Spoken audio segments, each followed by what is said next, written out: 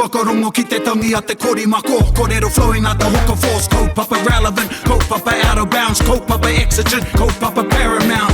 Nā kona whakapiri mai ki te kaupapa tino whakahira hira whakarongo pi kari kari mai. Hare hare mai, o Taringa hare hare mai. We gotta gather up close everybody. Gather up close everybody. Kani move that body.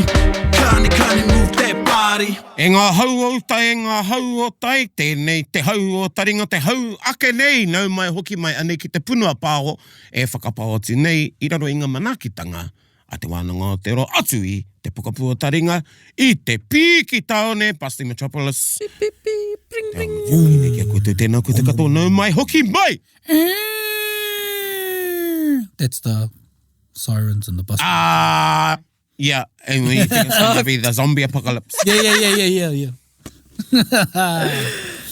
Kia ora tātou. Kia ora tātou. Kia ora. Nau mai hoki mai, ki tēnei whakaputanga o Taringa, ka aro ki te kupu. Kupu. Kupu. And you know, it's like we've taken a complete turn, eh? Because it's episode 360. Turn. I was trying to come up with a 360 thing. I just missed that one. Oh. Yeah. That's wow. Woo. I failed that part of maths. Actually, I failed it all. I know 360 from basketball as a watcher.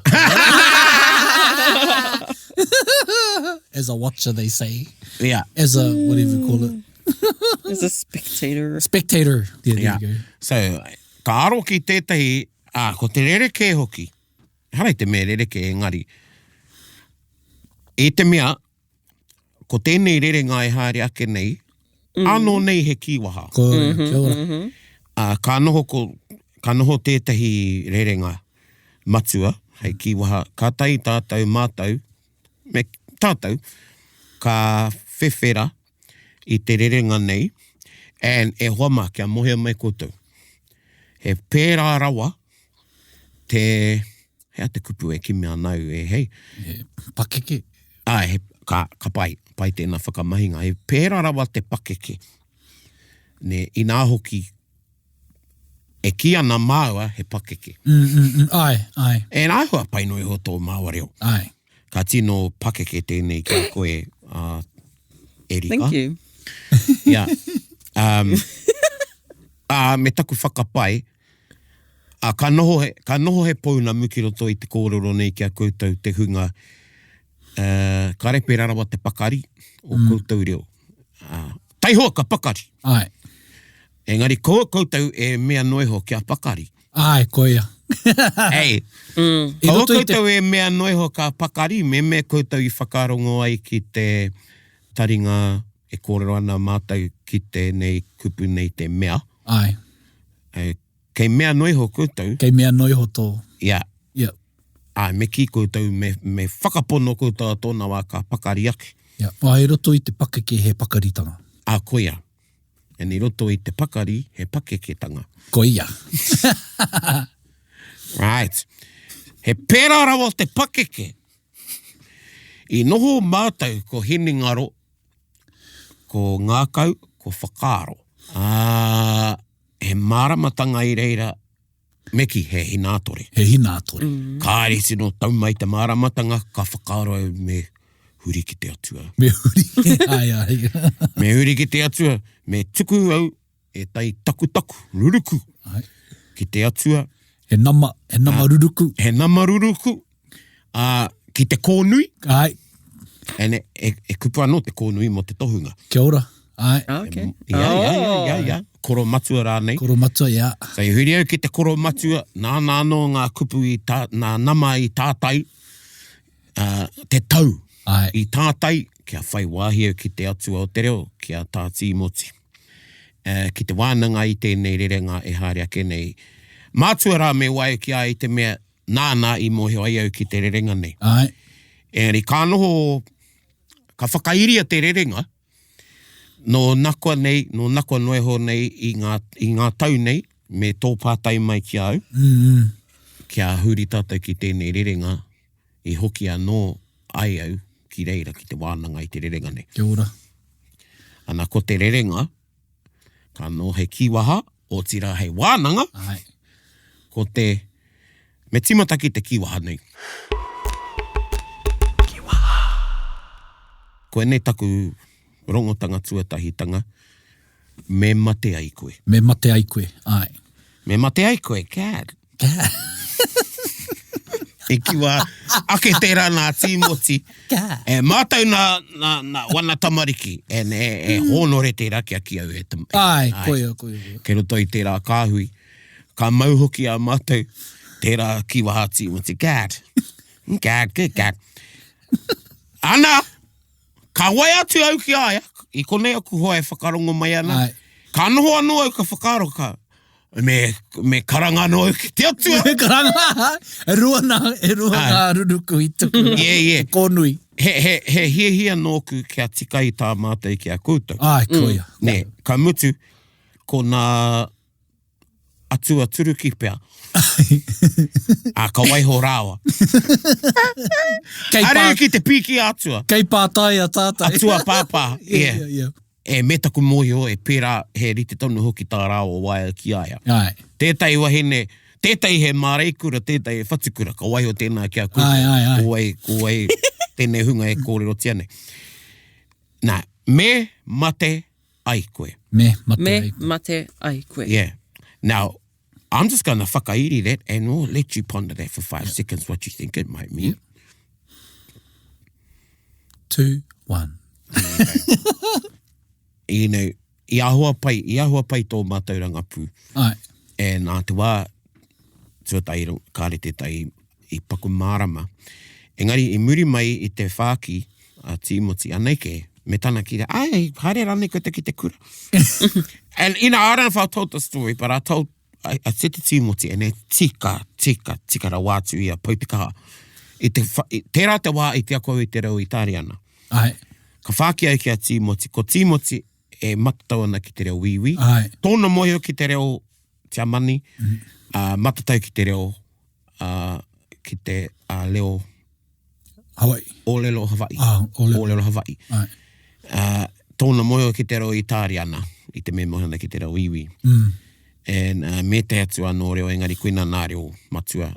Me te reo Māori, kāri tua mai. Me te reo Pākehā. Ai. E kātana reo Pākehā. Ai.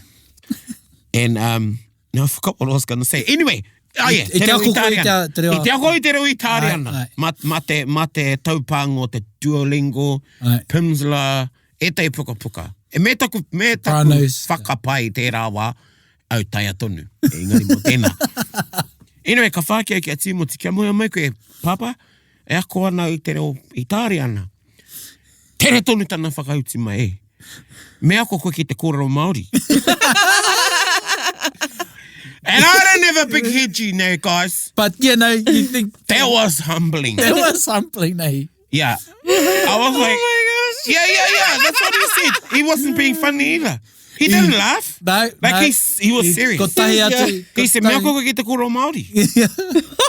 You know, this was about 3 years ago. Yeah, so he heke mai a mohi te maunga kaki te atua, me ako koe te reo Māori. I'm like, hey! You speak a te reo Māori. Yeah. Yeah, you fellas heard that story. You take it too long. And you know what? He tika tāna. He tika. He tika te atua i ngā wā katoa. Ai. Ākoa, ko e tehi. E tohe, I'm not going to go there, but I'm just going to say. So anyway, I tika. Ai. Because I kone e wānanga nei te rerenga nei. Ana e rua nā wā me wātu me kōrero au kia Timoti, kia māra mai au. So, Erica, Yeah. I rongo rane koe ia māua e kōrero ana I tēnei kōrero? Well, I wasn't listening. Oh, okay. So, I heard you on the phone, but oh, yeah. I wasn't listening So- to what you were actually saying. Oh, but ko rongo koe ia māua ko te puahere e kōrero ana mo tēnei rerenga me mate ai koe? Me mate. Oh, yeah, no, I also wasn't. I'm going to blame it. Okay, so ki o whakaro, because say, kei te noho puhi tēnei kōrero ai. Ai. Yeah. Hey? Okay. E nē, māramano ki te tikango tēnā kōrero, kei te noho puhi tēnei. Oh, like this is the first time I'm... Yeah. This is virgin kōrero. It's not teke whanaunga koe. Yeah. I listened to that part of the conversation. And I learned that just very quickly of, and I think it's Tino Māori tērā. Ai. Was tētai, te hui mātou ki tētai, mō tētahi rā. E noho ai hei rā motihaka mō ngā whakamanoa, whakamahara i ngā riri whenua. Ka mea he mana Ai. o ngā tiawa, ki mihia he rā puhi. He rā puhi. Yep. Yeah. Not koutou ngā puhi, kei pēnei mai koutou. Ia rā he rā puhi. Yeah. And, so this is like very new. Kōrero hou tēnei, but this is like totally virgin, right? It's like, Yep. e kupu, e kōrero puhi tēnei. I like that kōrero. But you told me this a year or two prior, and since then it's been going. I've been having that wānanga on it as well. Wā, he tika tāu e kōrero whakaiti tēnei. Engari, e ona wā, me moe o koe ki tō mininga. Yep. Nā, e tahi wā, I muara, ka reu I aro ake ki te mininga. Yeah. Engari, e ona wā, me ko tāua e kōrero ana, pai ana. Yeah. E ne pai ana, te wairui wainga I a tāua, me au ka re mohana ki e tai o kōrero, ka pai nui o te pātai ki atu. Tēnā, ea, te tikanga o tēnā.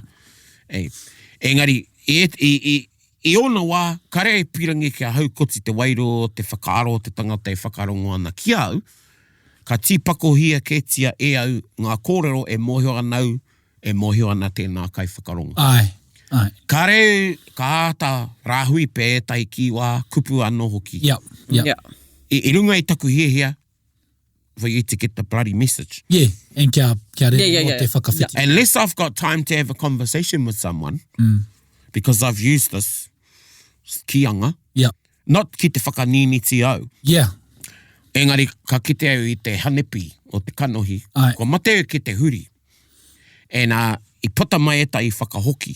Ai. He ako I kōrero pēnei I tēnā o tēnā. Ai. Anyway, so, he kōrero puhi tēnei, Erika, he a te tikanga ki o whakaaro o te kōrero nei, me mate ai koe.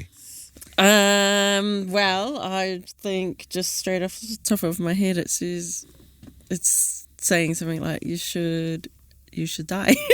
Yeah. Exactly, and that's what we thought. Yeah. Great guess. That's what makes it a kiwaha. Yeah.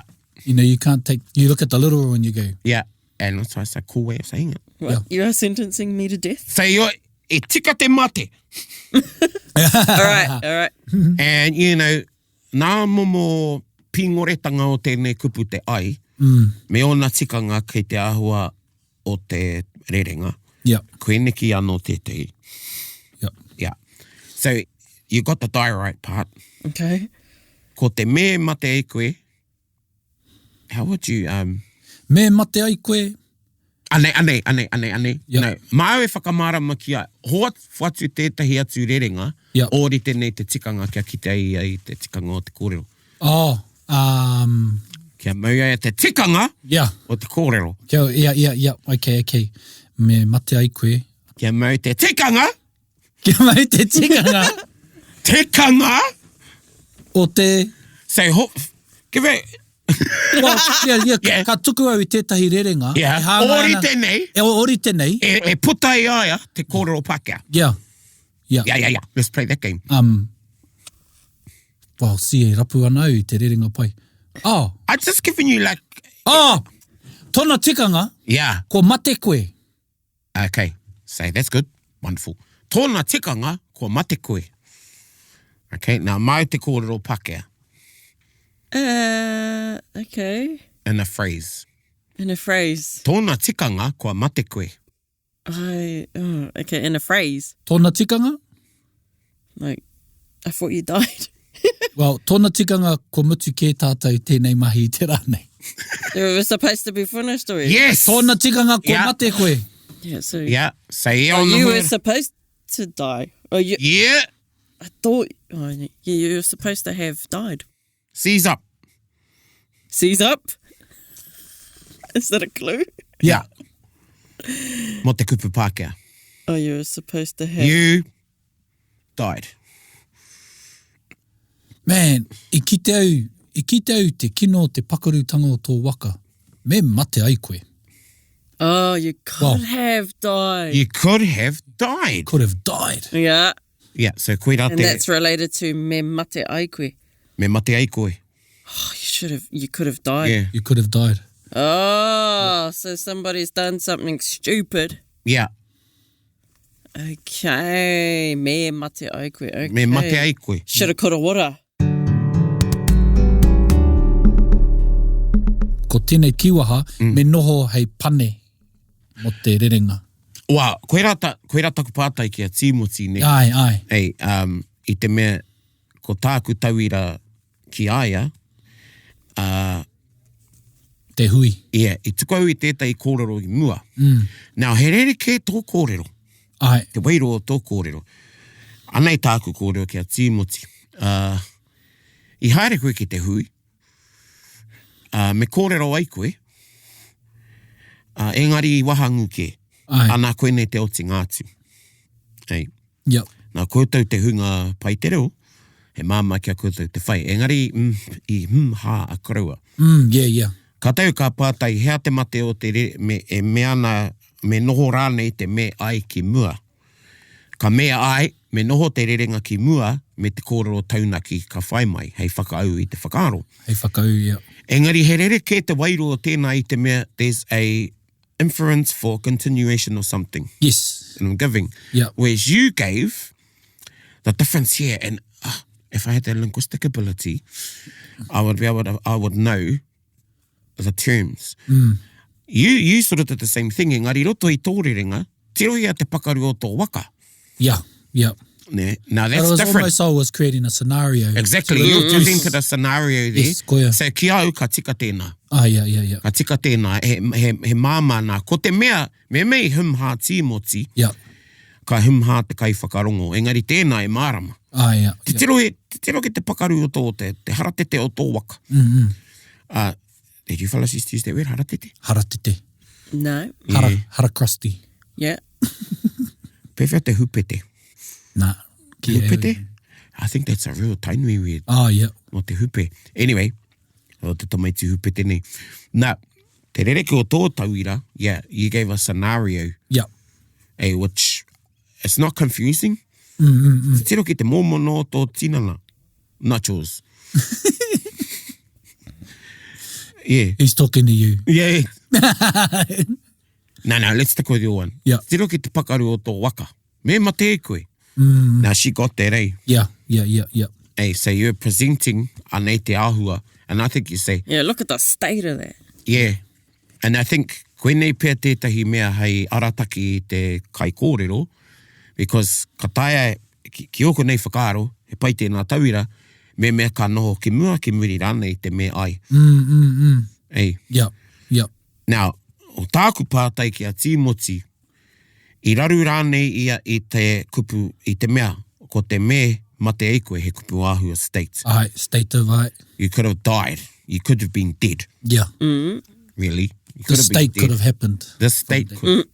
Ka tau ka pātai kia kraua, kia pāpā, tēnā, e tika tonu ana te whakamahi I te kupu mahi. Me kōrero ai koe. Ko tāna whakahoki, ai.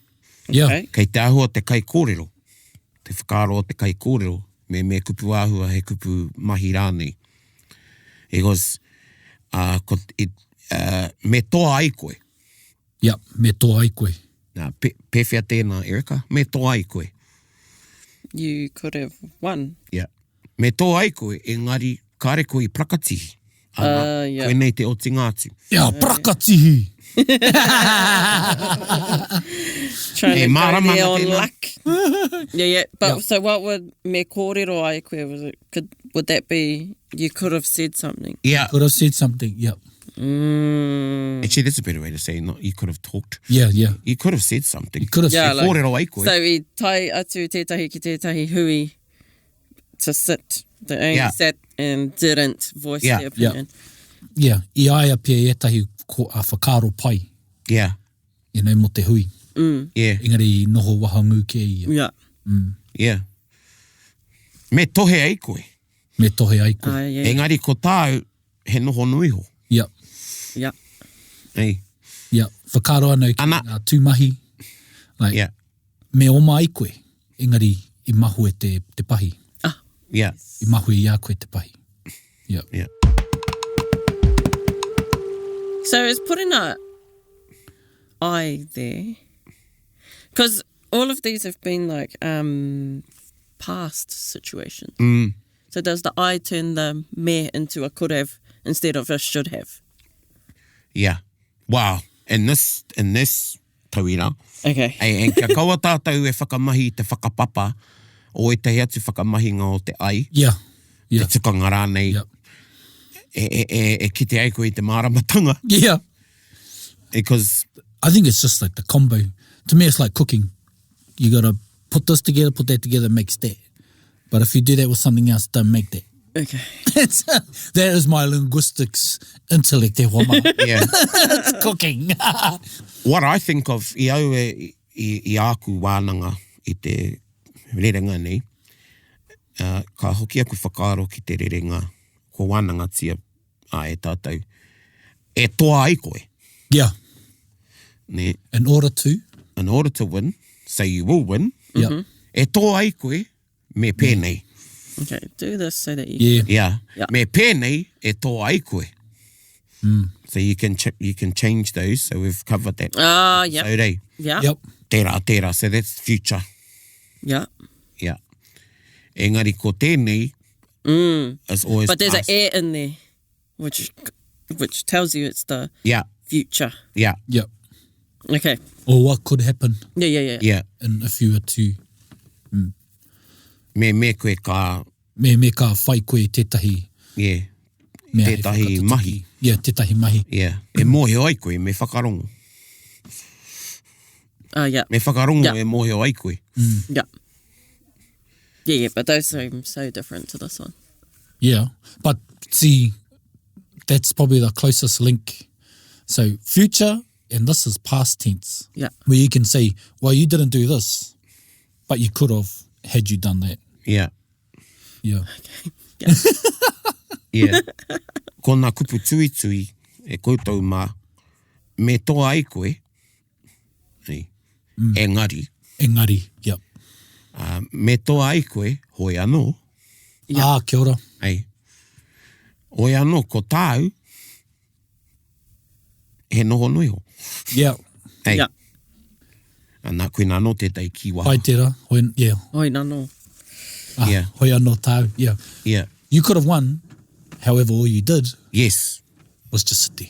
Yeah, now you got a tapu kiwaha. You got a double kiwaha. Yeah, Yep. we tested, eh? Yeah. Me tō ai koe, ka mutu, Nah. Yeah. me tō ai koe, wai hoki, Yeah. Me te aha. ai, Yeah. Engari. Hoi anō. No reira? me tō ai koe, no reira, me mutu tō kome. Yeah. Reire ke te wairua. Yeah. Yeah. Hey, you could have won, so stop.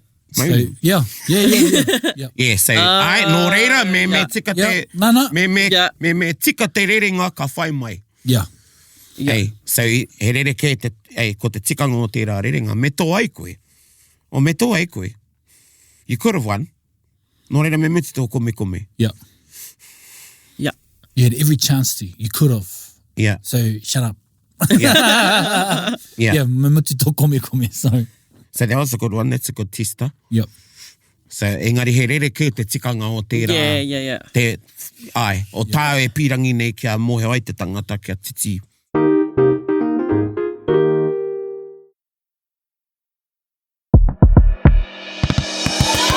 Me whakaronga pi kari. Pēhea te tahi atu āhua I tērā o te tangata ka pāki, ka pāngia e tētahi āhua, like, pēnei te me ua ai. You could have been showered upon. Me ua ai nā ai? Nā i te whakaro ki te huarere, you know, Pewhia, no reira, e kupu āhua, e āhua tanga tērā ka pā, ne? yeah. Me O te māku re- ai te waka, ingari, I noho ke I te whrau. Yeah. Oh, it could be that. It's a stretch. Me maroke ai koe, engari, kare kau he hamarara. Engari anō ai. Engari anō. Ai. Engari, ko te rereke kia mai koutou, ko te rereke o te toa, o te mate, te hing. Katoe rei, he āno e tai kōrero mo kupu rite nei ki te mate. Mate? Ora. Nah. Ko te tauaro. Yeah. Engari, tika. So you want me to come up with some steak? Kia tātou ne, mate, Wera? hemo. Oh, hemo. Yeah. Okay, yeah. Pau?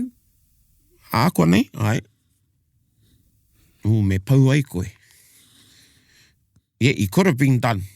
Yeah. Because kei a mātou tētai kōrero, ka pau ke koe.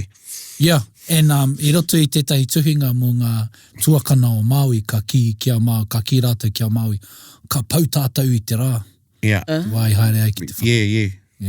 True. Yeah, be finished, will be Done yeah, by the be sun. done. Yeah. So. Right there. He mō. Me hemo ai koe. Yeah. Me huru mutu ai koe. Me huru mutu. Ai. Huru Yeah. mutu. What's hurumutu? Mate. Yeah. Not a huru mutu. Me huru. Te he waha. Yeah. Why have you got whiskers on your lip? Why have you got it on your lip? I've got this pubic hair stuck on back of. Okay, ke hoki mai. Okay, Kevin Bloody was. You know. So, engari, ko te rereke o te me kōrero ai koe, he kupu mahi ke tērā. Yeah. Nā tērā tangata ne. Yeah. Me kōrero ai koe, me waiata ai koe. You could have sung. Sung. Hey. Engari anō.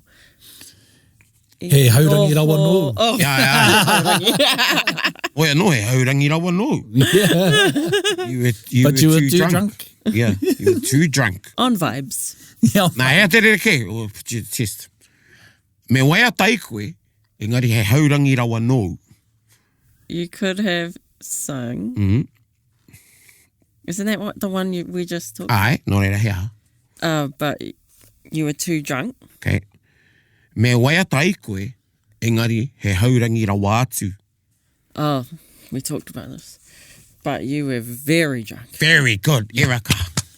You know, there's a Jared will few, be there's proud. a few, and then you get your pitch, and then there's 1, 2 after, and then you're out. Yeah. Yeah. Ko pakaru ngā taringa. Ai, he Yeah. pai kia tōaitia e tahi o nā. Yeah, pai tērā. Kōrero muara. Yeah. E se rongo tonu ana i tērā. Yeah. Yeah, tika. Te rawa atu. Ai. Pēhea o ti ngā, mena kororana o te whakaaro ki ngā tuoti, hea tētahi rerenga e meana, me ware ai koe. No, I just said it to myself.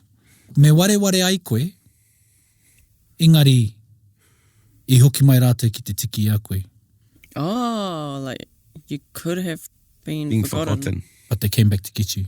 Yeah. Yeah, I think, nā i reira, ka nā koe rau tā tīmoti ne, Yeah. ko te rārangi ka whai mai hei taunaki i te tikanga. Hei whakapūmau i te kōrero. Yeah, tika. Yeah. Nā, ko etahi o nā ki au, nā e pai tēnā, i te me patua ai koe. Ka re tērā i te rata ki te wairo o taku taringa. Oh, me te tērā tikanga mo te whakahāngutanga. Yeah, you could have been killed. Yeah. So he pai no te me patu ai koe. I think so. Yeah. Yeah. Tērā o te me patua. Yeah. Ai, yeah. I tō whakatawira mai muara, hea te kupu i tīki nei. Ware. Nā, i muara, me uaina. Me uaina. Yeah. Me uai koe. Yeah, me. Nā i reira, ko taku ngākau Māori, Yeah. ko taku te tikanga o tērā, wai mari e kāre koe i uaina. Yes. Yeah. Lucky he went rained upon. Yeah. Oh. Yeah. And even Me uai koe. it even felt hard to say that. Me Right. uaina. Yeah. Yeah, me uai koe, e ngari kuhuna tō uwhi. Tō uwhi. Tō pōtai. Ai, yeah, me uai koe, me wera ai koe. Yeah. You could have been burnt. Yes. Yep. Māramana? Yeah. Yeah, me wera ai koe. I'm waiting for the next part of the sentence. Well, Wā, e tai wā, nā koena, e pai tēnā.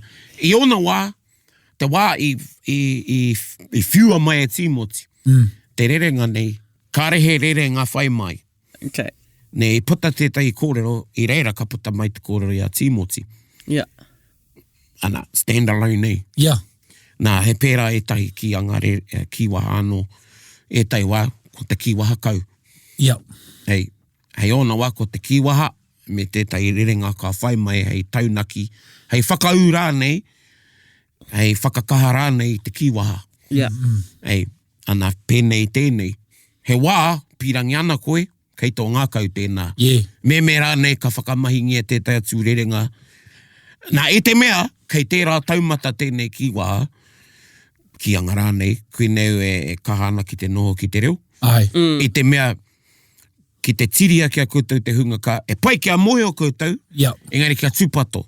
Koia. Me kāre a koe te reo, ki te rongo tētahi, kia huria ki te reo You'll pāke. freak them out and be like, hey. Well, you might be of, now this is what I've seen happen at some kurereo. Yep, no, this what happens a lot. And more Someone happen. uses a flash face deaf. Yep. Now, if you're to use that with me, and me wai ho te moko. Ko tō reo te tā moko o tō arero.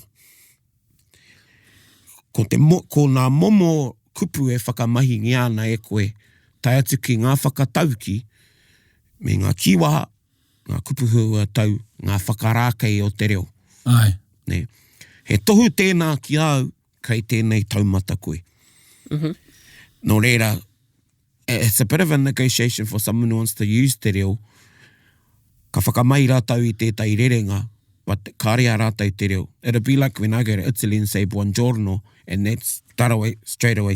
They tell you. Start speaking in Italian. Yeah. Yeah, and then you're like, Hey. ooh, okay. And then that's when I do, oh, molto poco. Yeah.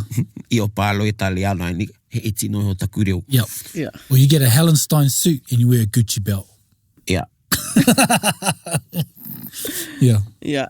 But I get it too because... Nothing wrong with Hallensteins. Nothing wrong with Hallenstein. And, you know... I Just think, don't imagine into graduation, these three of you with the same suit yeah, on. so And shirt and tie. Or you see them at the shop the week before, you're like, I'm going to another one. E pai ana ki te tāne, engari me wahine nā. Nah. Hey, like, we like struck off here, but of a laugh. Right, Hey, it's in my triplets. Yeah. Like, whakahua. Yeah. Yeah. But that's the thing too. Me ako koe, kia tai rāno koe ki tētahi taumata, kia pai ai tō whakamahi I enei kiwaha. Because I've seen it at kura reo. They get used, but they get misused, ki au nei. And they just get used in isolation. Ana. Ētahi kiwaha, ne? Yeah. And this is bang on 5, eh? This is 5. Yeah. Stage unlocked. Yeah. Kiwaha. You know, kia Yeah. With, this is like level 5, 10th dan. 10th dan, yeah. Yeah. Engari, e pirangi tonu ana tātou, kia rongo e kora nei ki o kuhua nei. Yeah. E pirangi ana tātou, kia whai matapihi ai, nā taumata katoa, Ai.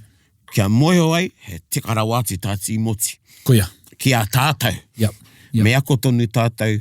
E nā, ia wā ka hāreki nā mō tētea, I te mātaki au ia Waingata, Dr. Waingata, e nā tō tātou Waimarie I kone ia, I te punua pāone o Taringa. E I te kōrero ia, kua rua te kau koatu. Toru te kau tau koatu e rangahau ana ia I te tangi a te rangiwia. Wow. And e tūhura tonu ana e tai kurahuna ki ai. Yep. And e whērā te reo. Koia. Whērā te reo, mea tātai tikanga. Yep. Kei pōhehe ko tai. Pēnā o kuhua, tata nei. Kāre tētai e ki, kua tai ki tētai taumata. Nah. Yep. E noho atua nei. Yep. Yeah. You know, kāre he mutunga, kāre he otinga. Yeah.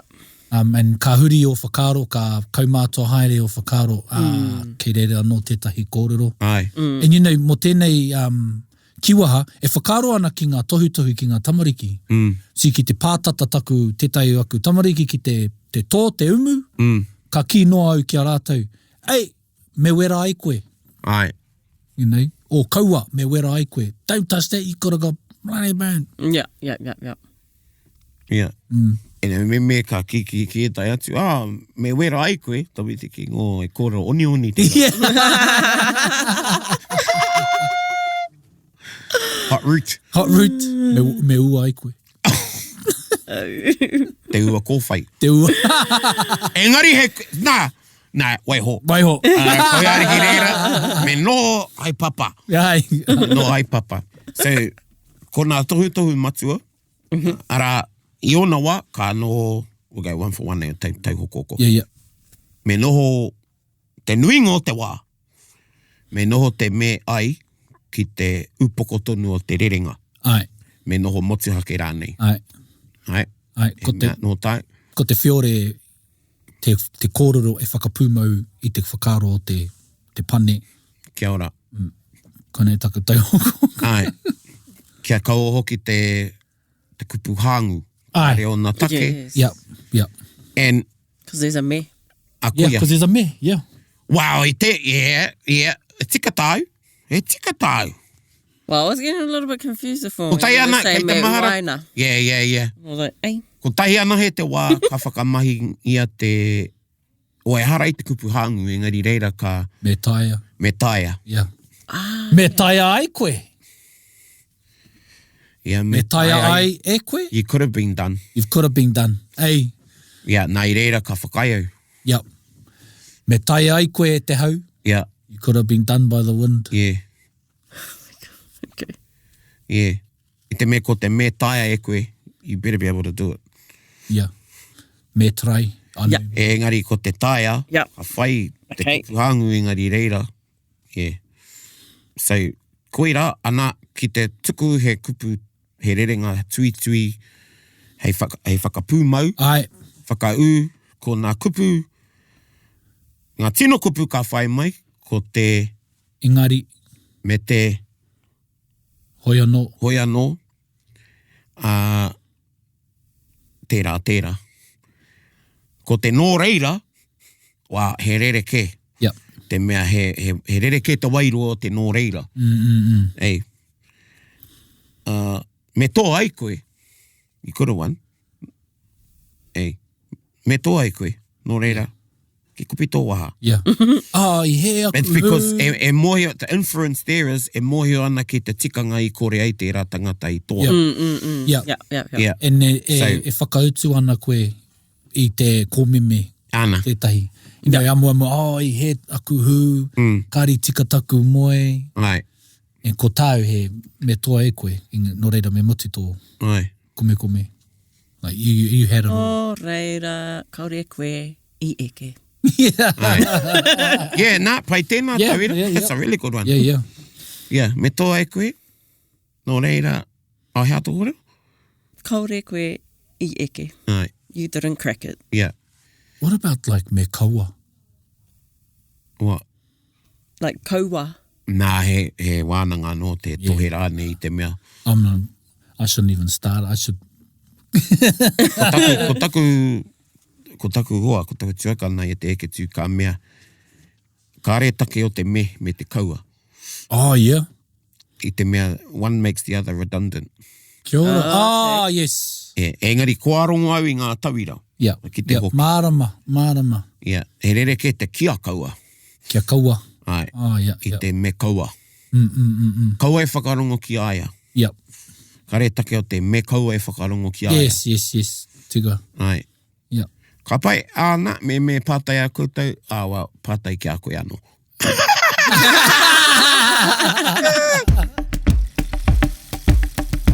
E pātai au, Erika, I mai te waiata o te wiki. I was just trying to think of how I'd use it for like rongo. Like you could have listened. Yeah. Me rongo ai koe. Yeah, don't know where I'm going with that. Me rongo ai koe engari.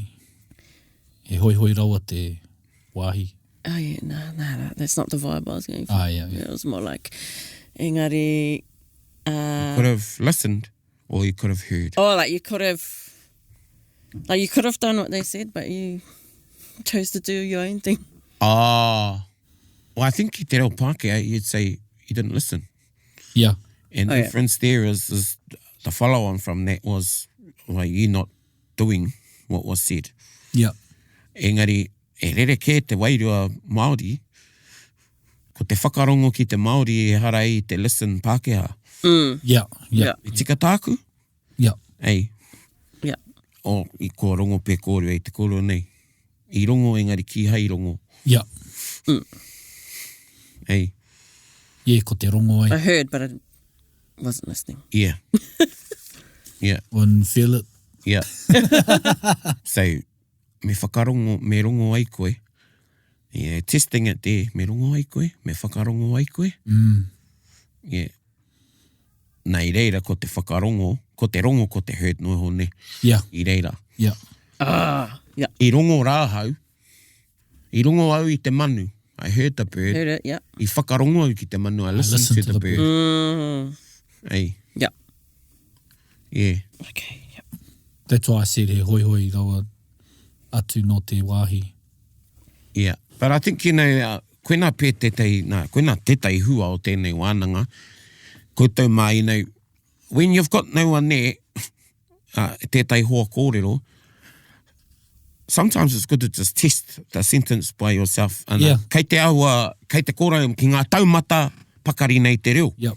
Tika. Ka rongo ko i te wairua Māori nei, i roto i te rerenga. Ki oku nei whakaro.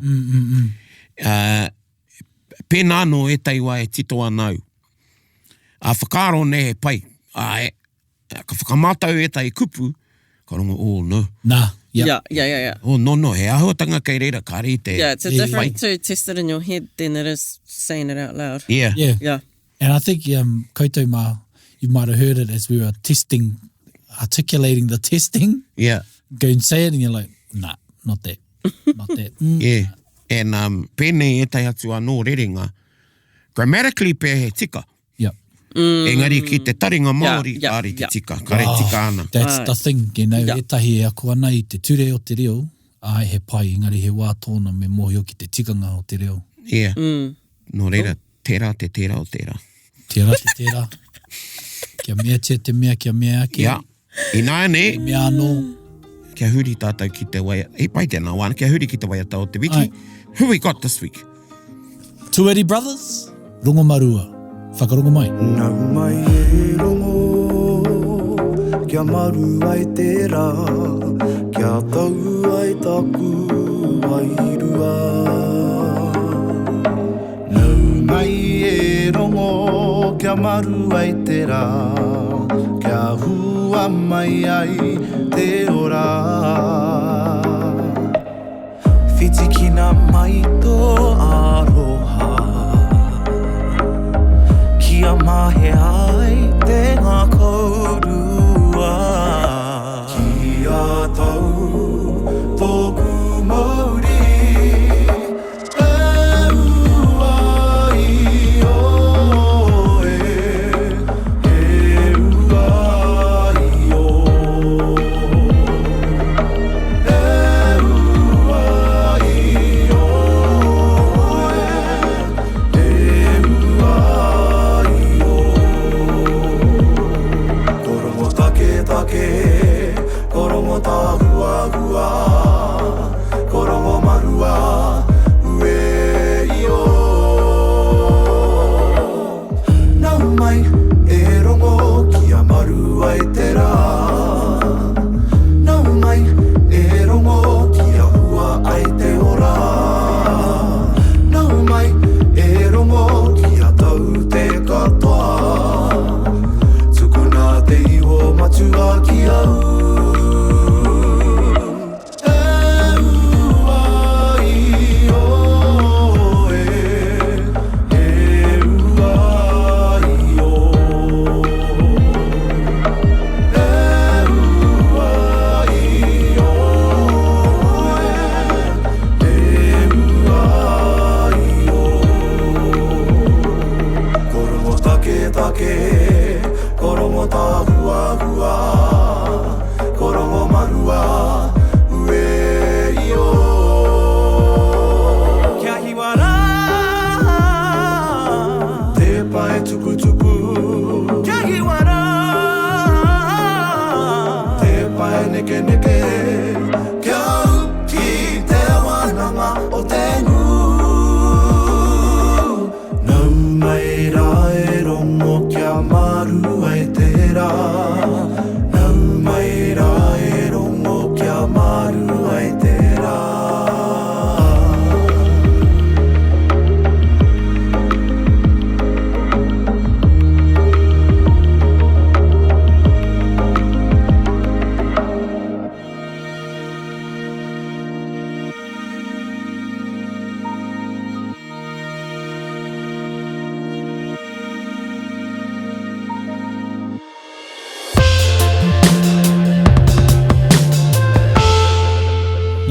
tēnei wāta?